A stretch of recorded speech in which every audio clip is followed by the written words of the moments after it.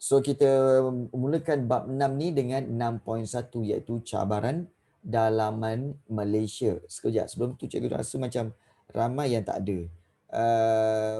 Umairah memang tak ada, Emira tak ada, siapa lagi tak ada? Ramai yang tak ada. Tak apa, mungkin dia orang masuk lambat ke. Okey, jom kita sambung. Baik, kita lihat di sini ya.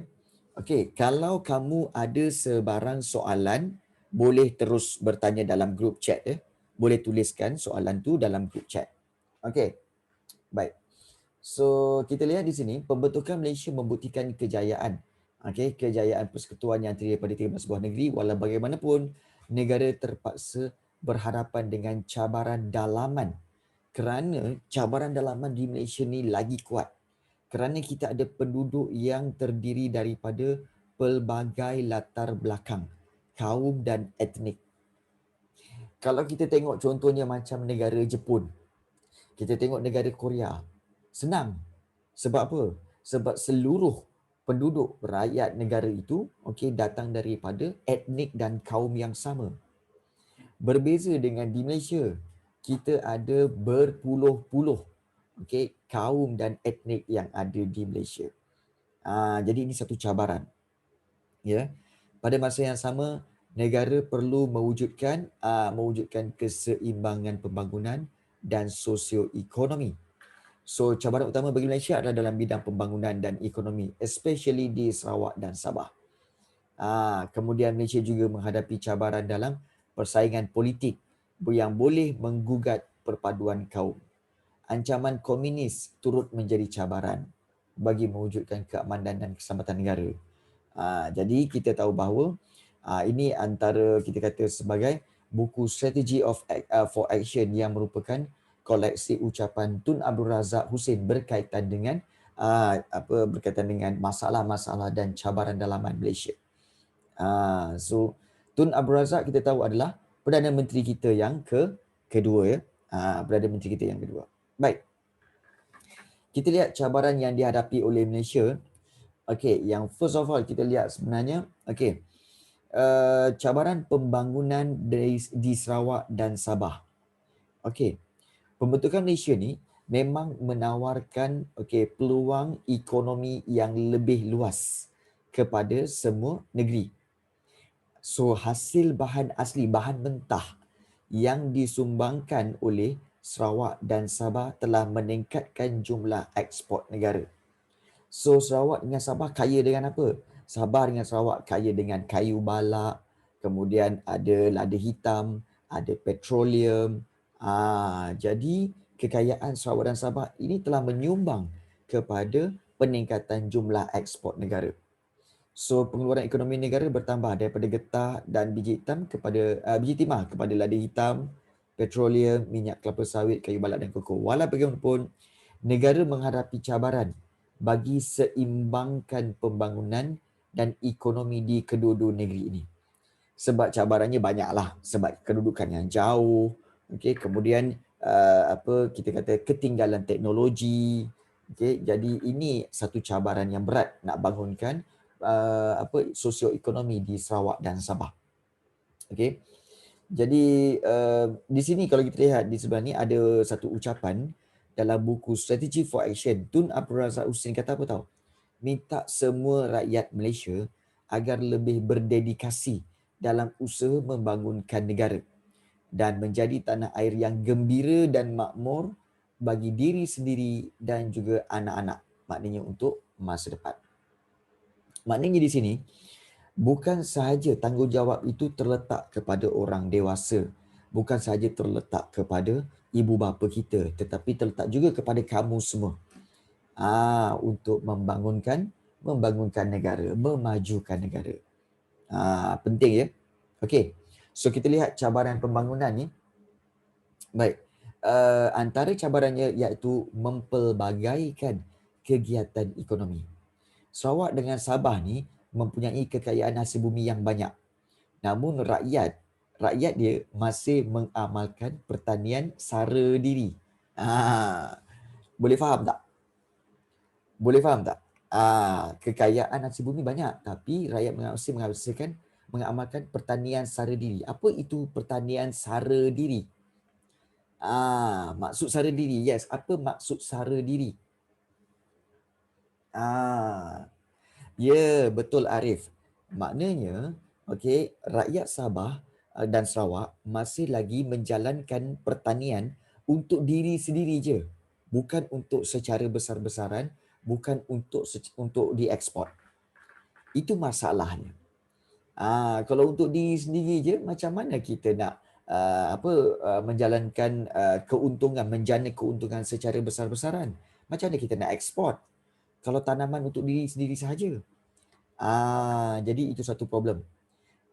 Jadi bagi melibatkan rakyat, ni maknanya to make every citizen ni dia involve dalam aktiviti ekonomi komersial, maknanya ekonomi yang berkonsepkan keuntungan dan menjana keuntungan lebih besar, maka kerajaan perlu menyusun bidang pekerjaan. So dalam usaha menghadapi cabaran ini, kerajaan telah mempelbagaikan pertanian komersial seperti kerajaan telah memperkenalkan kelapa sawit, getah dan koko. Dan kerajaan juga membuka peluang kepada penduduk menyertai kegiatan ekonomi berkaitan dengan petroleum. Maknanya apa? Maknanya kerajaan menyarankan untuk ditanam pelbagai jenis tanaman lain. Bukan semata-mata tanaman yang ada di Sabah. Sabah ni terkenal dengan apa tahu? Sarang burung, kayu balak, kemudian juga indigo, pokok indigo. Pokok indigo ni adalah pokok yang menghasilkan warna indigo tu ya. Dan juga lada hitam. So 4 ni. Jadi kerajaan telah menyarankan untuk tambahkan lagi tanaman seperti kelapa sawit, getah dan koko supaya penduduk-penduduk di situ ada banyak peluang pekerjaan dan mereka boleh terbabit dalam pertanian secara komersial. Itu mempelbagaikan kegiatan ekonomi. Okey, boleh faham okey.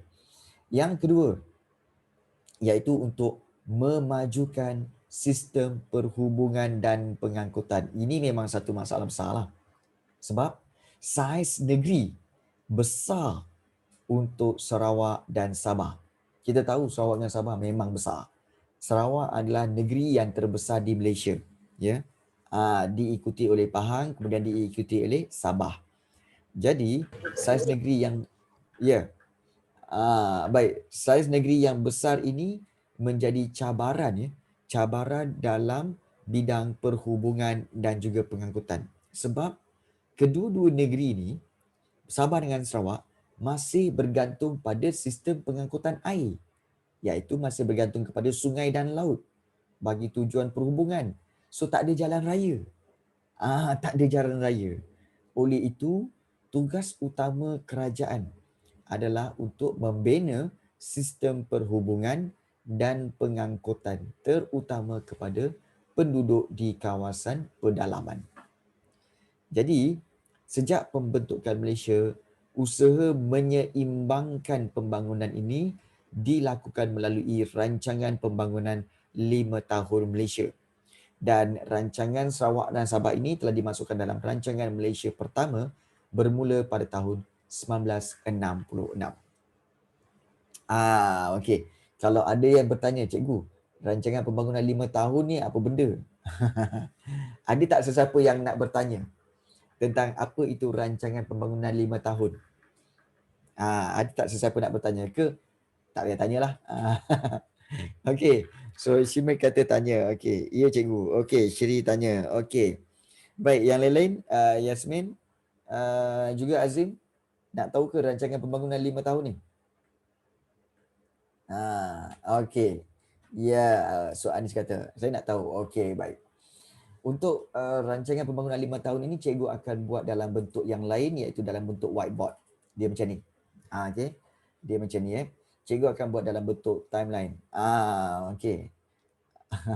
Alright. So kita akan lihat di sini. Tak payah huas sangatlah Yasmin. Okey, baik. Okey. Baik, kita akan lihat di sini. Okey. Kita akan mulakan dengan tahun ya. Kita akan buat secara bentuk tahun. Okey. Okey, baik. So kita akan lihat di sini berkaitan dengan tahun pertama sejak merdeka, iaitu tahun bila? Okey, tahun 1957. negara kita merdeka. Betul? Okey, negara kita merdeka. So bila merdeka, okey, di sini sebenarnya kerajaan telah melancarkan rancangan Malaysia untuk memajukan Malaysia. Untuk pada waktu ini dipanggil bukan Malaysia, dipanggil Malaya.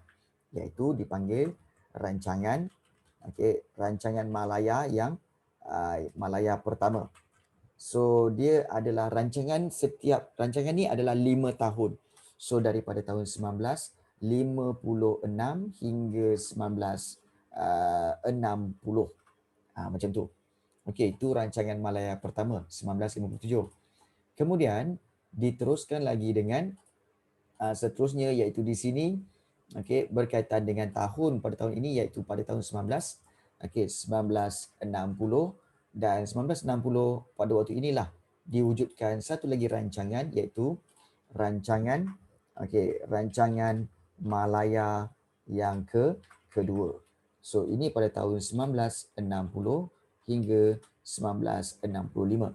So itu rancangan Malaya kedua. Okey, baik, mungkin ramai yang tanya, cikgu, apa isi kandungan? Apa dia orang punya rancangan ni, cikgu?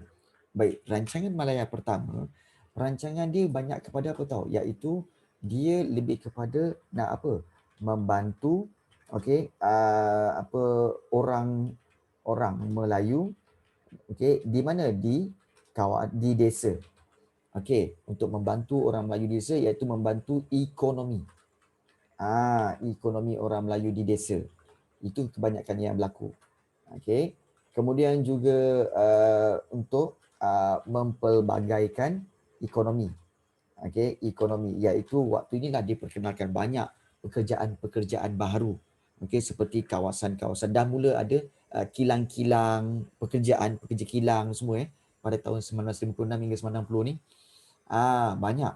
Kemudian juga diluaskan lagi iaitu tanaman getah diperluaskan. Tetapi rancangan Malaya yang pertama ini gagal.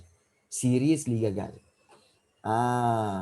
Dan kalau ada yang bertanya kenapa gagal, cikgu? Yang ini gagal sebab apa? Sebab adanya ancaman komunis. Ancaman komunis masih ada. Ini rancangan Malaya pertama. Kemudian rancangan Malaya kedua still kerajaan masih lagi ingin meneruskan agenda untuk apa? Untuk yang kedua still membantu ekonomi orang Melayu. Orang Melayu di desa.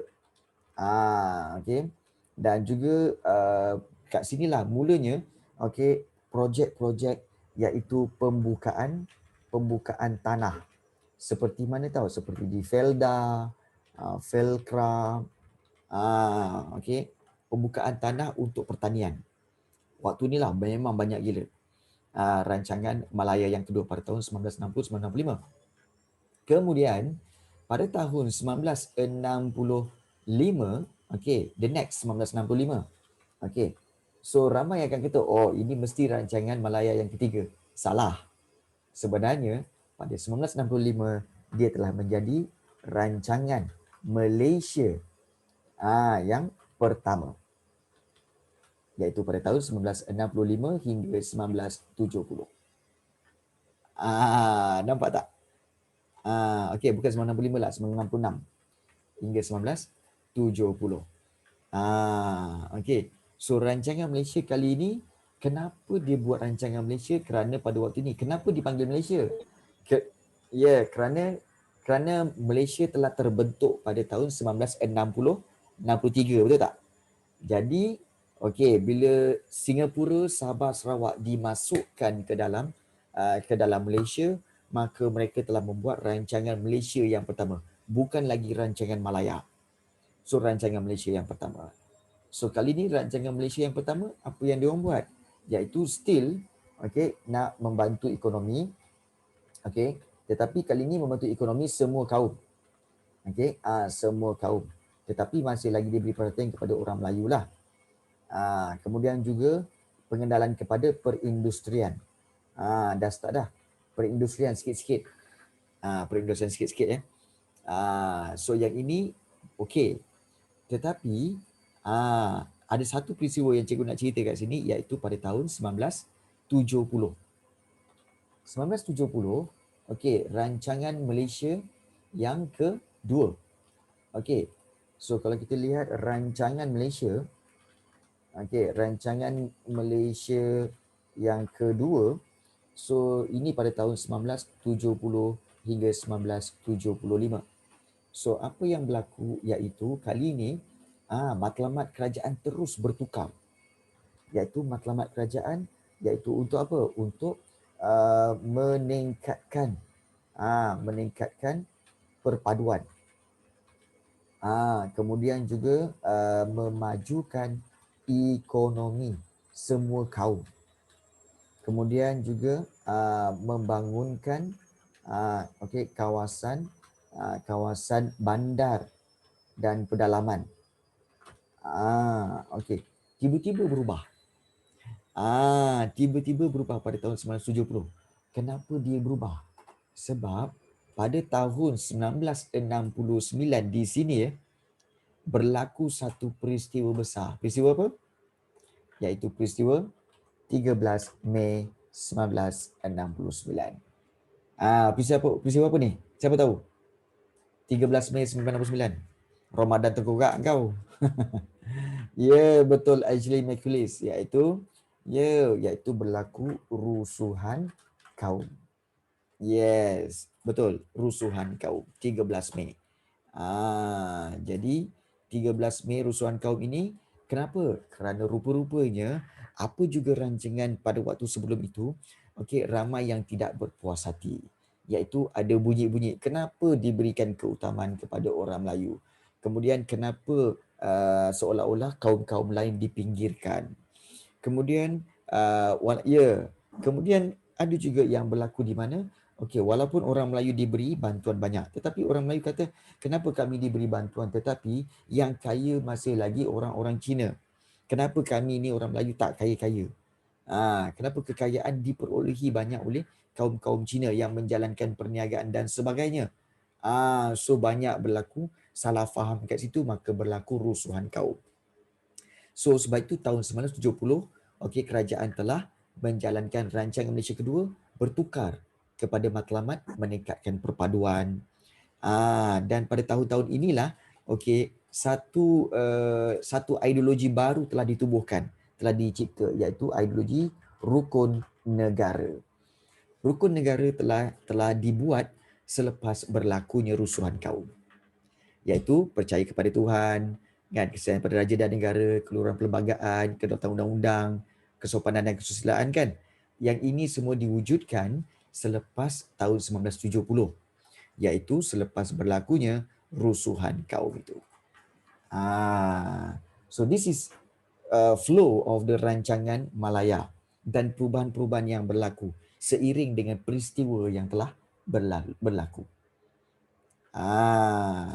So setakat ini kamu telah terbuka minda kamu lihat tentang rancangan Malaya, rancangan Malaysia? Betul? Yes. So inilah rancangan Malaysia. Dan apa yang dikatakan Sabah dan Sarawak itu dimasukkan dalam rancangan Malaysia pertama di sini. Di sini iaitu memasukkan Sabah dan Sabah, Sarawak dan Singapura Sabah, kemudian Sarawak dan juga Singapura untuk memajukan kesemua negeri ini dalam rancangan Malaysia pertama. Okay, so clear. Ada soalan nak tanya? Kalau tak ada, kita boleh proceed balik kepada nota kita. Okay, tak ada soalan So sebab itu kalau kita lihat daripada sudut garis masa kita kata cantik. Cantik sebab daripada 1957, 60, 65, 1970 kan. Kita tahu bahawa oh macam ni rupanya susunan ceritanya. Okey. Baik, kita sambung balik Okey, kita sambung balik kepada yang ini. Okey, so nak majukan sistem perhubungan dan pengangkutan. Okey, kita masih lagi dalam cabaran cabaran pembangunan sosioekonomi di Sarawak dan Sabah.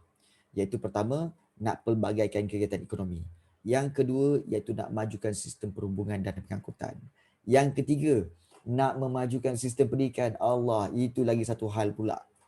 Kita lihat kebanyakan sekolah yang wujud sekolah yang wujud pada zaman British ini ialah sekolah vernacular Inggeris dan Cina yang berada di kawasan bandar.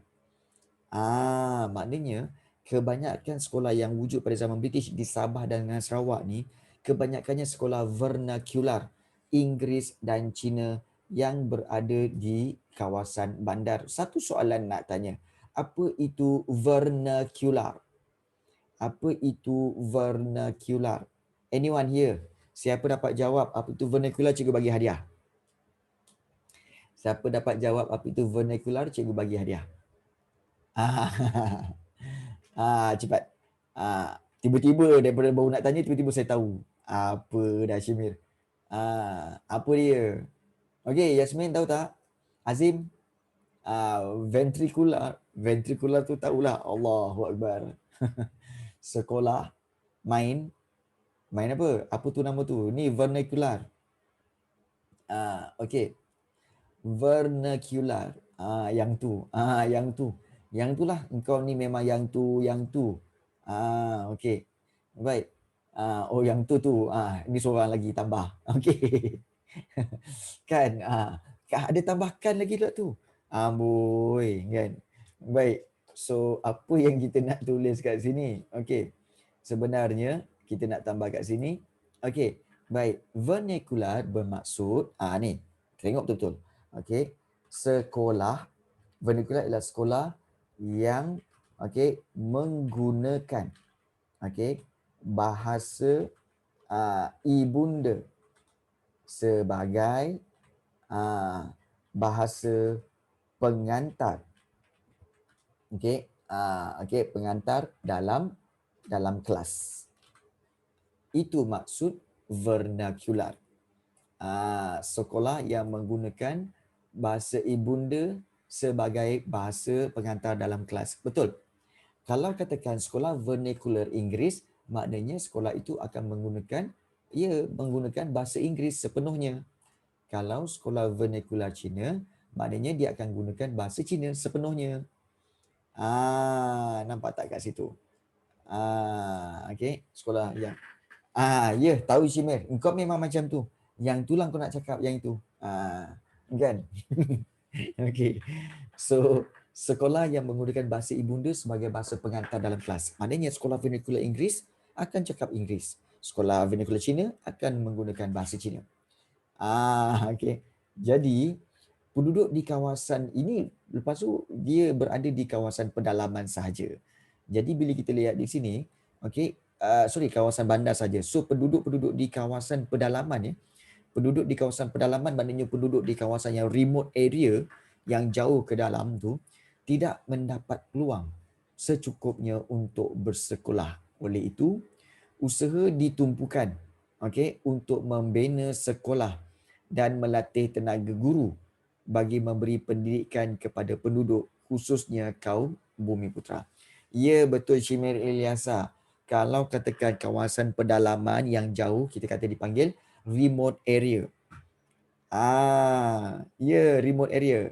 Betul tak? Anyone here? Am I using the correct word untuk kawasan pedalaman remote area? Okay, thank you actually. Done. Yes. Kenapa remote? Yalah, sebab remote tu maksudnya jauh. Tengok remote control. Apa maksud remote control? Kawalan jauh. So, see? Gitu. Ya, okay. Betul. Thank you. Okay. Kan? Agak pelik bila orang Melayu bertanjak ni bercakap bahasa Inggeris. Tu nak kena tanya betul-betul orang yang pakar. Ya tidak? Nah, aku merepek ni. Okay, baik. Okay. So, itulah dia.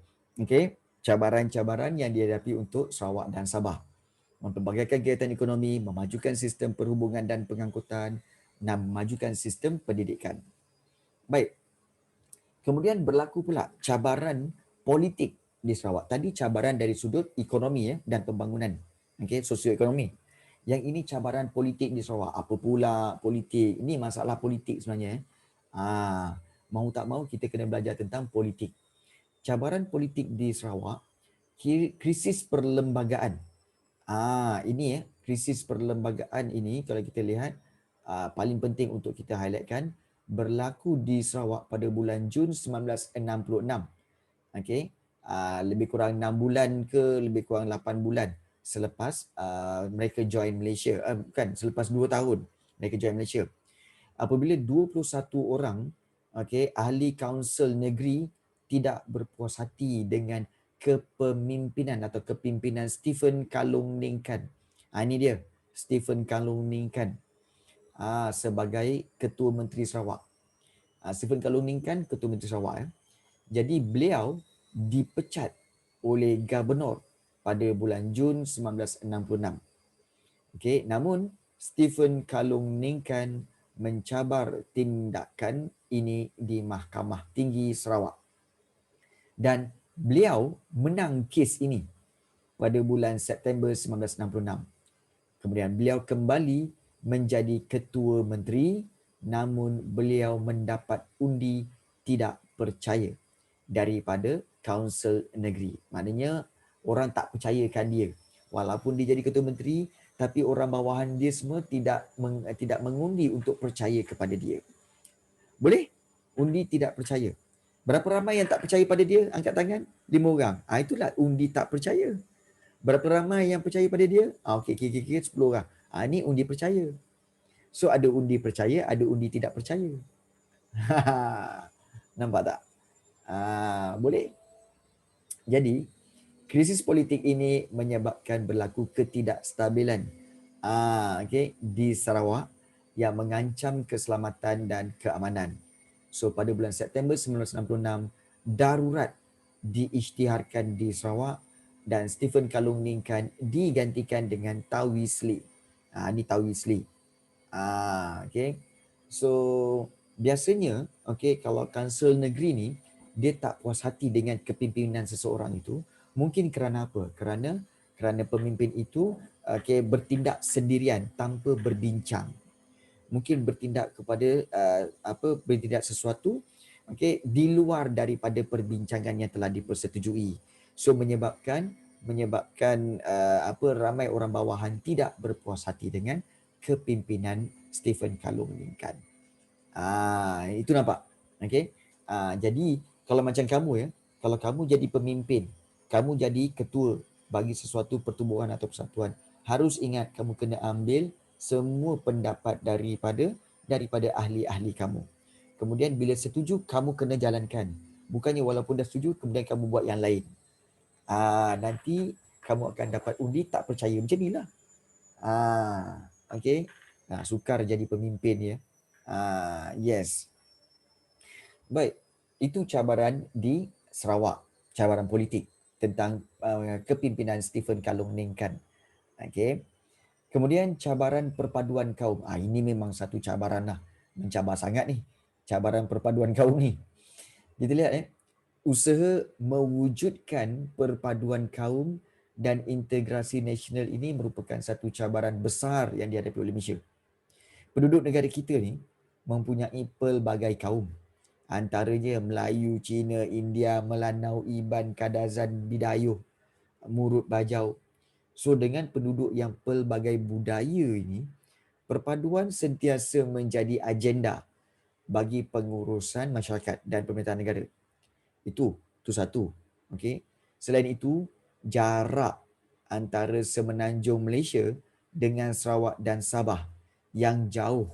Ini juga menjadi cabaran kepada integrasi nasional serta sukar memupuk semangat satu negara. Sebab jauh. Bila jauh ni, nak memupuk semangat, kita sama-sama satu negara. Ya, satu negara. Tapi kita jauh. Kan? Kami sukar untuk sampai ke tempat kamu. Macam Shri. Pelajar baru kita, Shri, adalah daripada Sabah tau. Shri, Sabah daripada mana? Di Sandakan ya? Ya. Ya cikgu. Ya. Shri kata ya. Sama kita. Oh, okey. Oh, ya ke Ashley? Oh, Ashley pun Sandakan. Jap, kita spesifik lagi. Kita nak tengok spesifik lagi. Actually, kamu sandarkan di mana? Dan Syri, kamu sandarkan di mana? Ah, di manakah sandarkan tu? Sebab sandarkan besar. Kan? Okay. So, Syri kata sandarkan di Batu Tujuh. Okay, Syri di Batu Tujuh. Ashley Mikulis sandarkan di batu berapa? Ashley Mikulis pun tak ingat dah batu berapa. So, Syri kata dia di Batu Tujuh. Okay. Jadi, itulah kita katakan sebagai uniknya dalam kelas kita. Ya, dia orang guna batu. Okay, Batu Tujuh, Batu Lapan ke, dia ada batu macam tu lah. Alah, kat Selangor pun ada. Aduh, kau ni kan. Ingat batu kat Palau. Okey, bukan. Macam kamu tahu tak? Okey. Macam PJU macam tu. Betul. Macam PJU, macam PJS macam tu lah. Macam section lah. Betul. PJU tu apa? PJU tu satu kawasan dipanggil Petaling Jaya Utara. Syimir. PJU. Okey. Aduh, ya. PJU, Petaling Jaya Utara. PJS, Petaling Jaya Selatan. Okey. Baik. Kamu tahu tak? Siapa pernah pergi dekat kawasan yang apa? Yang ada stadium Shah Alam. Okey. Kamu tahu tak kawasan stadium Shah Alam tu dulu itu dipanggil Batu Tiga. Batu Tiga Kawasan itu dipanggil kawasan Batu Tiga. Okay. So memang dulu ada penggunaan perkataan batu lima, batu tiga. Kawasan je, tak masuk stadium. Okay. Tak masuk stadium. Kalau tiga ada. Okay. Baik. Dua di mana? Dua di sebelum tu lah, pandai. Takkanlah tiga selepas lima. Takkan dua selepas kan. Tiga sebelum dua lah. Aduh, kau ni kan. Okey, baik. Ya. Baik. So kita lihat di sini inilah dia kabinet pertama Sarawak. Okey, dan juga kita lihat negara kita menghadapi pelbagai cabaran. So sebagai rakyat Malaysia, perpaduan yang sedia terjalin ini antara kaum dan integrasi nasional di negara ini perlu diperkukuh dan dipertahankan bagi mewujudkan suasana negara yang lebih aman.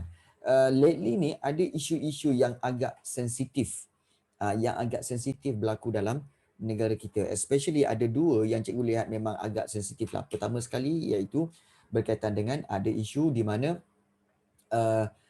dua orang pengawal peribadi kepada yang Melayu kemudian telah dipukul disebat oleh bos dia iaitu seorang yang berbangsa Cina. Kerana apa? Kerana tidak dibenarkan untuk berpuasa. So bos dia tak benarkan dia berpuasa. Jadi bagi cikgu itu adalah sesuatu yang melampau. Melampau.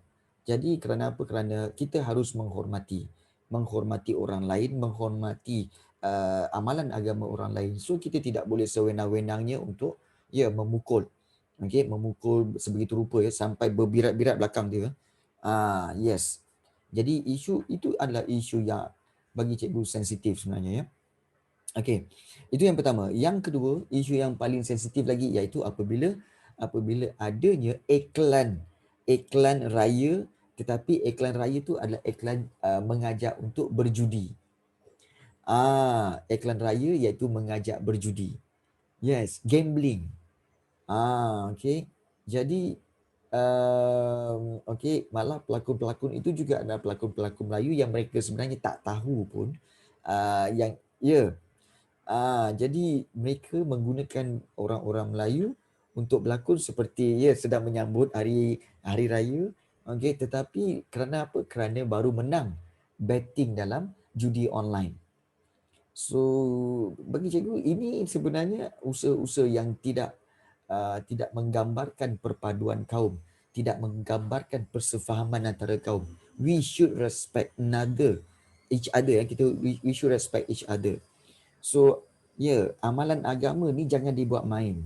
Okay, jangan dibuat main. Even yes, kita sendiri pun as a Malay, kami pun tak teringin untuk meniru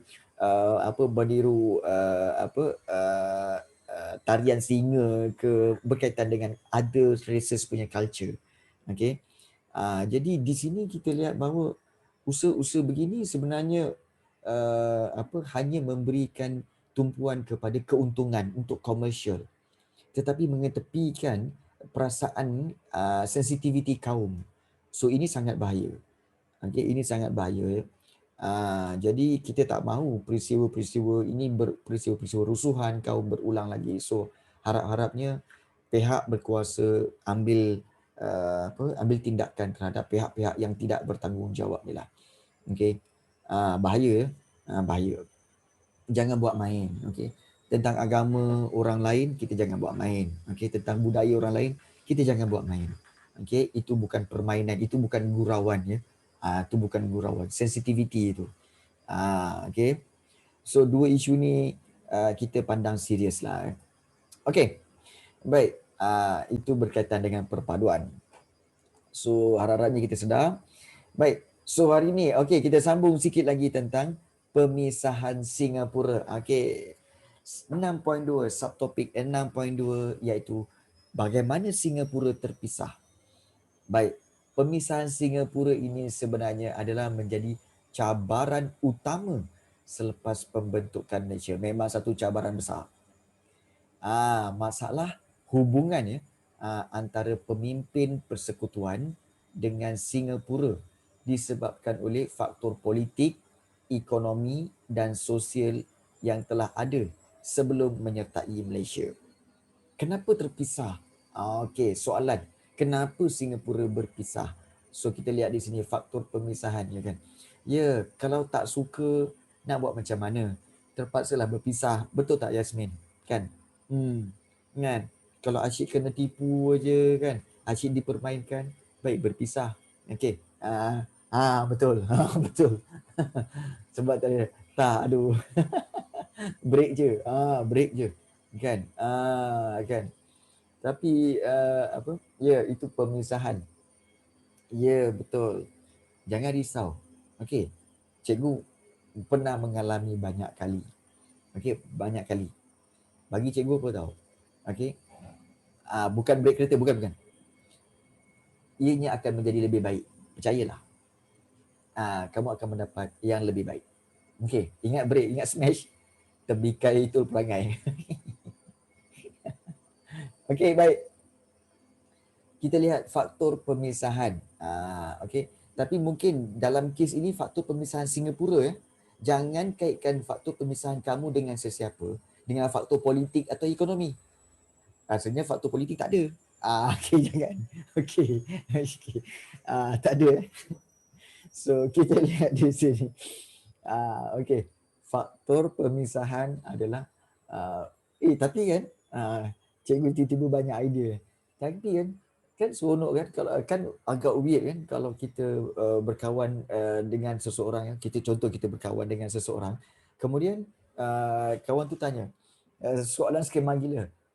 Biasanya kita tanya apa tahu? Kenapa awak suka saya macam tu kan? Kenapa awak suka saya? Kenapa awak nak declare dengan saya? Itu biasa. Cuba korang buat yang formal sikit. Cuba tanya dia. Apakah faktor-faktor yang menyebabkan awak suka saya? Apakah faktor-faktor ya? Apakah faktor-faktor yang menyebabkan?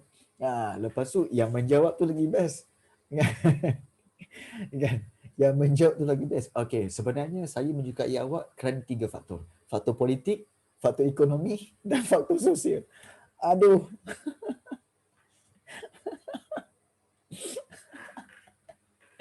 Kan? Nanti break up pula. Aduh, jap kena bagi makan.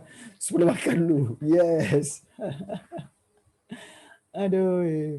Tahu-tahu besok tak jumpa dah. Okey. Terlalu formal. Aduh, ya.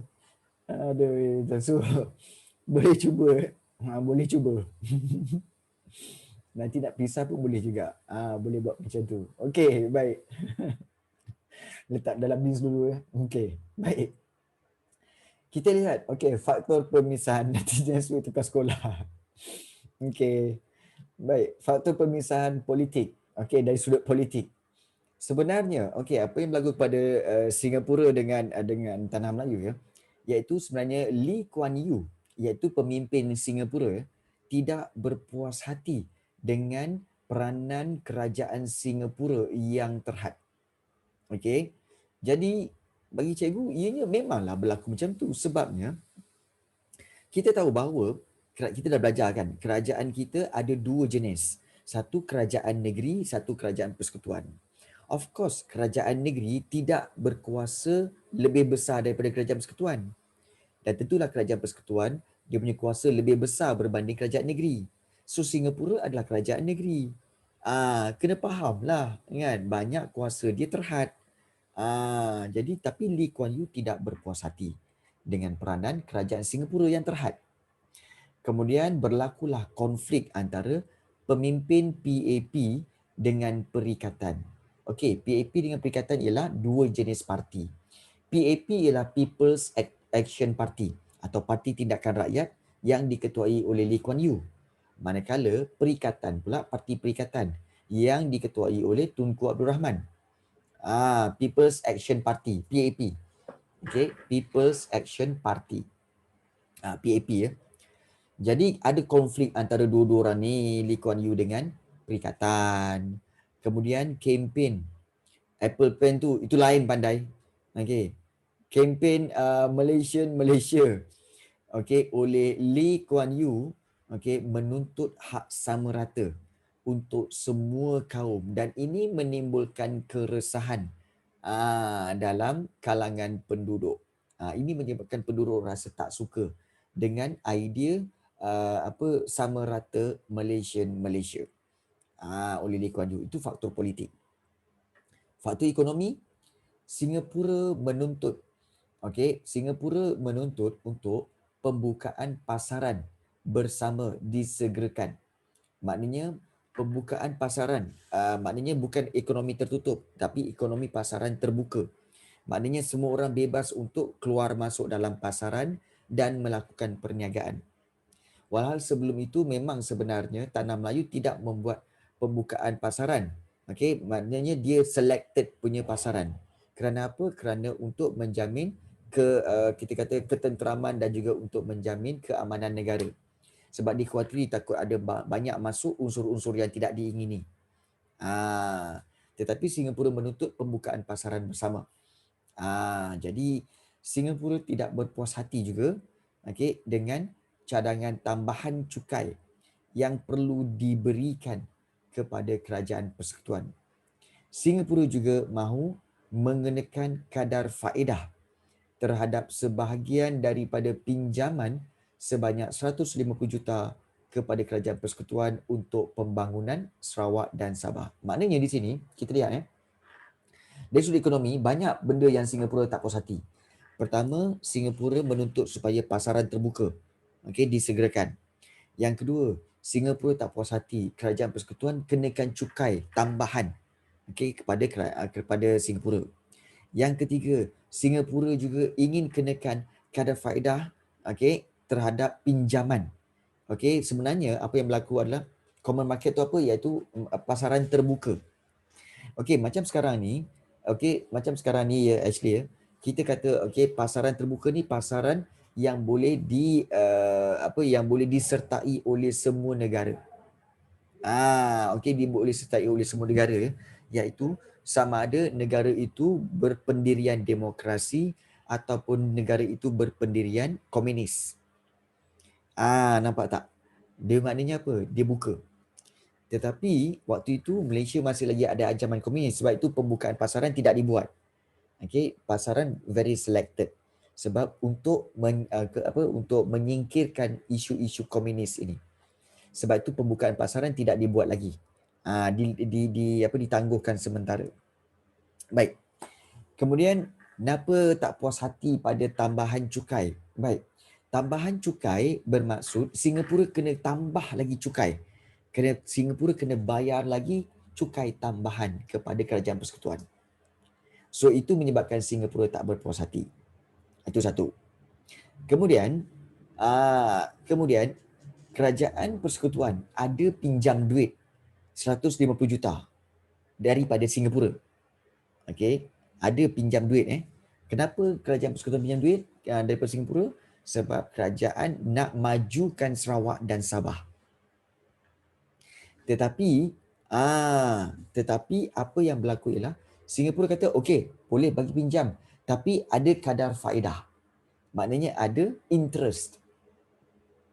Jadi di sini ianya seolah-olah kita macam kenapa kita satu negara tapi kenapa kita adakan juga kita adakan juga interest. Contoh macam kamu dengan adik-beradik kamu. Contoh macam adik-beradik kamu. Adik kamu nak pinjam duit dengan kamu. Kamu kenakan interest tak? Takkanlah kenakan interest. Adik-beradik kot. Kan? Kan? Macam kalau Singapura dengan kerajaan. Tak boleh. Tak boleh. 100% per second. Okey, tak boleh. Okey. Contohnya macam ni lah. Singapura dengan kerajaan persekutuan ni macam kita dengan bapa kita. Kita dengan bapa kita. Okey, bapa kita dah melindungi kita apa semua. Kemudian bapa kita nak pinjam duit dengan kita. Okey, pinjam 100. Okey, boleh tak kita kenakan kadar faedah pada bapa kita? Okey, bah, ni 100 abah nak pinjam kan? Ni 100. Nanti abah bagi balik 150 ya. Kenapa 150? 50 tu interest. Pang, kena lempang, kena tampar dah. Kan? Okey. Jadi sebenarnya tak boleh. Dia tak elok lah kan. Kan. Macam itulah juga. Okay. Macam tu juga dengan Singapura. Belt ada, yes. Kan. Kerajaan pinjam dengan Singapura. Kan. Singapura pula kenakan kadar faedah. Melampau sangat. Padahal kerajaan persekutuan lah yang telah membantu Singapura merdeka. Kan, bila Singapura masuk dalam Persekutuan Malaysia, okey, jadi ini telah membantu Singapura untuk merdeka. Tiba-tiba pinjam duit, kena bayar balik siap dengan interest. Lain macam ni. Nampak tak? Tambah bel sekarang. Betul. Jadi agak kurang etika lah kat situ. Macam tak bagus lah macam tu kan. Jadi so itu yang berlaku. Okey. Kita lihat sini, sebahagian dari pinjaman itu tidak dikenakan bunga, tetapi pinjaman ini pun tidak diberikan. Singapura kemudian bertagih, maknanya menagih pula atas wang bunga pinjaman lain. Ini pernyataan Tunku Abdul Rahman terhadap sikap kerajaan Singapura yang memberikan pinjaman. Dah bagi pinjam tapi nak interest. Kan? Sekurang-kurangnya kau berterima kasih lah. Okay. Kalau dia letak bunga betul-betul kena marah ke? Tak. Kan? Tak. Okey, baik. So bunga raya. So itulah dia ekonomi. Okey, interest tu dipanggil bunga bunga tu adalah interest. Jangan korang tak tahu pula. Kan? Alright. So, faktor pemisahan dari segi politik, kemudian ekonomi, dan yang ketiga masalah keperkauman di mana telah berlaku rusuhan kaum. Okey. Yang wang itulah cikgu. Patutlah wang bunga Rafflesia. Okey. Wang bunga Rafflesia bunga Rafflesia busuk kan. Telah berlaku rusuhan kaum di Singapura pada 21 Julai 1964 yang menimbulkan ketegangan antara kaum. Berlaku rusuhan kaum di Singapura. Dan rusuhan ini berlaku ekoran daripada usaha menuntut persamaan hak yang sama rata bagi semua kaum. Dan perkara ini menjadi isu antara kaum. Okay. So di sini kalau kita lihat telah berlaku rusuhan kaum. So kalau kita lihat di sini bila berlaku rusuhan kaum kerana apa? Isu hak sama rata. Baik. Kalau kita lihat di sini ya, cikgu nak mungkin kita fikirkan daripada satu sudut lah. Macam cikgu selalu cakap lah. Alright. So kita sambung sikit lagi. Okey. Bagaimana berlaku pemisahan Singapura daripada Malaysia? Ini pun soalan selalu keluar. Dan soalan ini pun kamu boleh tanya. Okey. Saya boleh boleh. Boleh jawab. Yes. Okey. Bagaimana pemisahan Singapura berlaku? Ini mungkin juga soalan yang kamu boleh tanya kepada partner kamu. Bagaimana pemisahan kita berlaku? Macam tu. Kan? Jadi mungkin dia boleh cerita. Sebenarnya pemisahan kita berlaku apabila? Contohlah. Jadi, alright. Okey, kita lihat di sini. Pemisahan Singapura daripada Malaysia sebab kau terlalu formal adui. Actually Maculis. Banyak detail ni. Okey, baik. Yes, betul Nash. Pemisahan Singapura, kita lihat. Okey, first of all pada 29 Jun 1965, kalau kita lihat di sini. Okey, Jun 1965, okey, iaitu kegagalan. Mereka telah berunding, tetapi kegagalan rundingan Tun Abdul Razak Hussein dengan Lee Kuan Yew gagal. Ya, boleh buat novel. Kemudian pada 1 Julai 1965, okey, pada tahun yang sama, selang mungkin Jun Julai selang beberapa hari kemudian okey, setelah rundingan itu tidak berjaya, cikgu ke airport lah. Okey, cikgu ke airport, thank you. Setelah rundingan tidak berjaya, Tunku Abdul Rahman, shut up Syamir. Okey. Setelah rundingan tidak berjaya, Tunku Abdul Rahman Putra Al-Haj mengarahkan Tun Abdul Razak Hussein untuk bermesyuarat dengan beberapa menteri seperti Dr. Ismail Abdul Rahman, kemudian Tan Sri Hussein dan juga VT Sambanten untuk berbincang tentang pemisahan itu. 1 Julai 1965 ya. Dan pada awal Ogos 1965, mesyuarat khas Kabinet Malaysia telah setuju. VT Sambanten tu apa? VT tu nama dia. Cikgu tak tahu. Tapi nama orang India lah. Maknanya nama orang India VT. Biasa nama dia panjang. So dipendekkan jadi VT. Okay. Bukan video trailer. Bukan video trailer. VT tu nama. Bukan video trailer. Ya, betul. Tahun lalu pernah dengar kan? Dalam sejarah Form 4. Sejarah Form 4 ada nama VT Sambanten. Baik. So, mesyuarat khas Kabinet Malaysia bersetuju dengan rancangan pemisahan itu. So, Kabinet Malaysia pun setuju rupanya untuk rancangan pemisahan.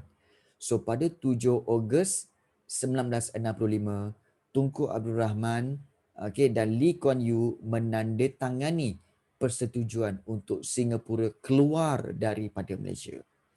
Dan pada 9 Ogos 1965, 2 hari kemudian, Tunku Abdul Rahman Putra Al-Haj membawa usul pemisahan Singapura ke dalam Parlimen Malaysia dan Parlimen telah luluskan rang undang-undang pemisahan Singapura itu.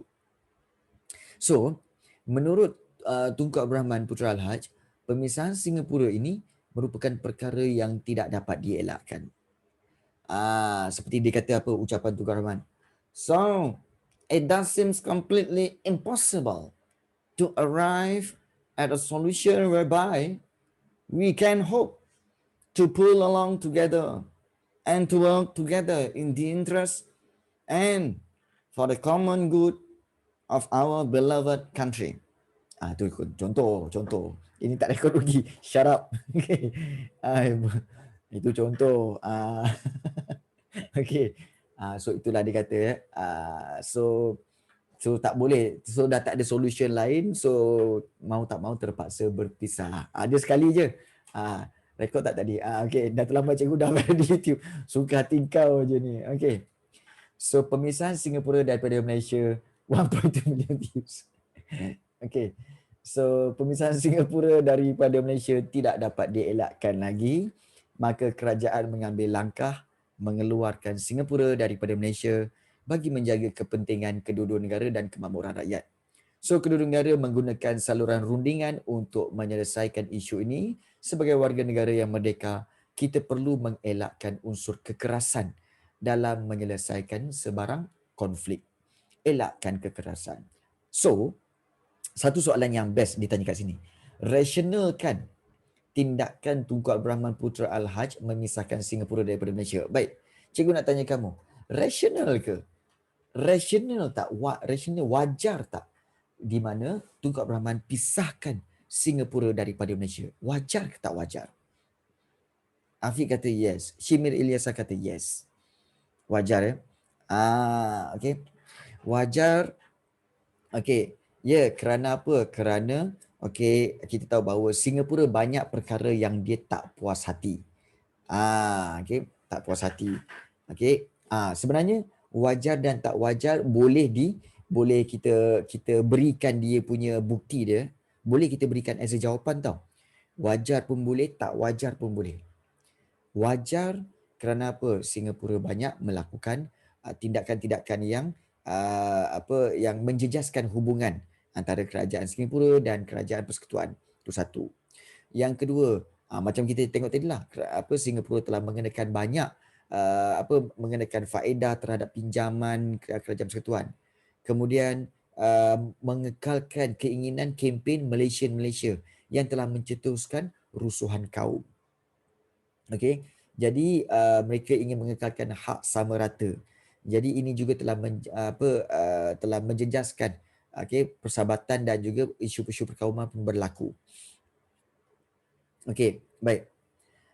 So soalan yang sama. So Afiq dengan Diva soalan sama. Okey.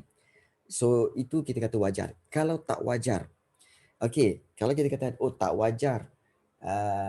Singapura keluar daripada Malaysia. Okey, cikgu jawab dulu ya.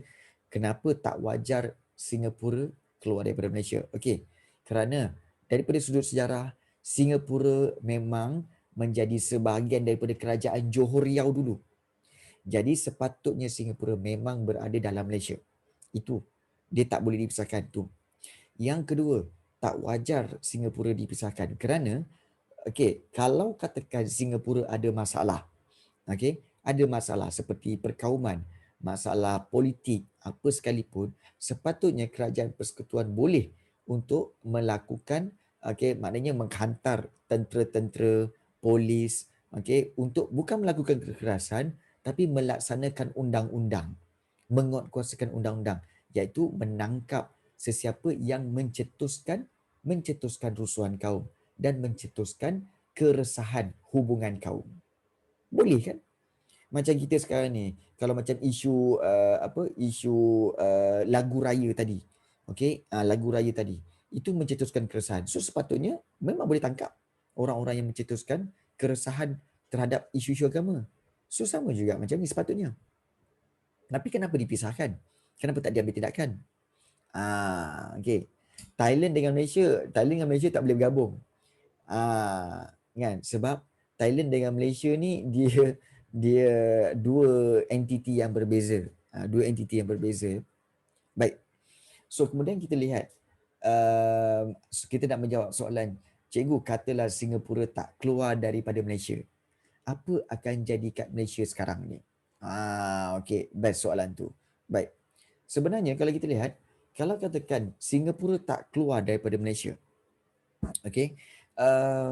ianya kemungkinan besar, Singapura akan menjadi sebuah negeri pelabuhan. Negeri pelabuhan kerana Singapura adalah satu kawasan yang sangat strategik untuk dijadikan pelabuhan. So dia akan menjadi pelabuhan utama bagi negara Malaysia di mana segala perdagangan kapal-kapal dagang akan singgah, dan ini akan memberikan keuntungan dari segi ekonomi kepada Malaysia. Dan dari segi kemajuan, sukar untuk bercakap tentang kemajuan kerana mentaliti kerajaan persekutuan dengan mentaliti kerajaan Singapura berbeza. Jadi tentang kemajuan tu mungkin kita tak dapat nak agak, mungkin tidak semaju seperti Singapura sekarang lah. Kalau Malaysia ambil pun mungkin tak semaju macam Singapura sekarang. Sila. Kalau ada soalan, sila. Ya, sebenarnya kalau zaman sekarang ni Singapura lagi maju daripada Malaysia. Banyak sebab. Banyak sebab dia. Banyak sebab. So kita tak nafikan memang banyak sebab Singapura memang lebih maju